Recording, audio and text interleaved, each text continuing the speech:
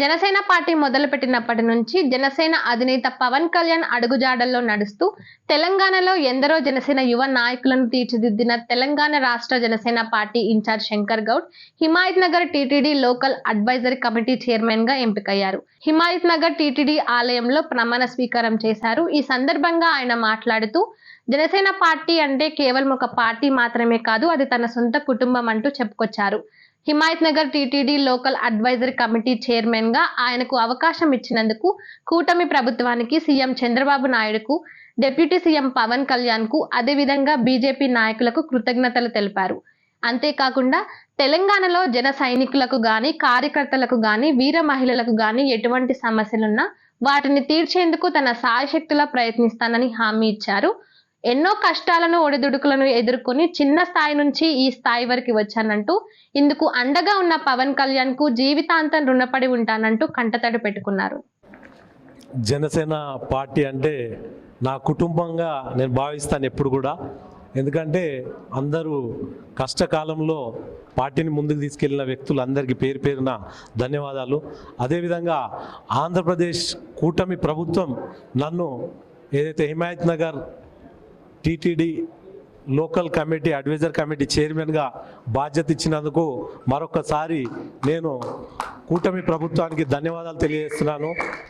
ఆంధ్రప్రదేశ్ ముఖ్యమంత్రి వర్యులు నారా చంద్రబాబు నాయుడు గారికి, అదేవిధంగా ఉప ముఖ్యమంత్రి కొనిదెల పవన్ కళ్యాణ్ గారికి, అదేవిధంగా భారతీయ జనతా పార్టీ నాయకులందరికీ పేరు పేరున ధన్యవాదాలు తెలియజేస్తున్నాను. అదేవిధంగా ఈరోజు ఏదైతే ప్రమాణ స్వీకారానికి మీరందరూ ఇంత పెద్ద ఎత్తున వచ్చి నన్ను ఆశీర్వదించినందుకు మీ అందరికీ పేరు పేరున ధన్యవాదాలు తెలియజేస్తూ, మీకు నా జీవితాంతం మీ అందరికీ రుణపడి ఉంటానని, అదేవిధంగా మీకు ఎప్పుడు ఏ అవసరం వచ్చినా నా శాయశక్తుల మీకు ఆ అవసరాన్ని తీర్చుతానని తెలియజేస్తూ, ఇంకా చాలా మాట్లాడాలని ఉంది. చాలా వరకు అందరూ రకరకాలుగా చెప్పారు. కాకపోతే దేవుడి నిర్ణయం ముంగట మనం ఏం చేయలేము.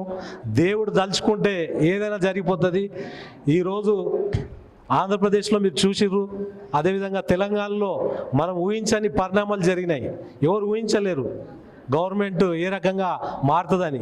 అదేవిధంగా ఆంధ్రప్రదేశ్లో కూడా అక్కడ ఒక రాక్షసి పాలనని ఎక్కడైతే కూర్చోబెట్టాలని అక్కడ కూర్చోబెట్టి జనసేన అధినేత శ్రీ పవన్ కళ్యాణ్ గారు ఈరోజు ఆ విధంగా ప్రభుత్వాన్ని నిలబెట్టడం జరిగింది. అదేవిధంగా ఆ ఒక్క ఎఫెక్ట్ రాష్ట్ర వ్యాప్తంగా కాకుండా దేశవ్యాప్తంగా కూడా మోడీ గారికి బలంగా నిలబడి ఆ ఉన్న ఎంపీలని సపోర్ట్గా ఇచ్చి అక్కడ కూడా భారతీయ జనతా పార్టీని నిలబడేలాగా ప్రయత్నం చేసిన మన జనసేన అధినేత శ్రీ పవన్ కళ్యాణ్ గారికి మరొకసారి కృతజ్ఞతలు తెలియజేస్తున్నాను.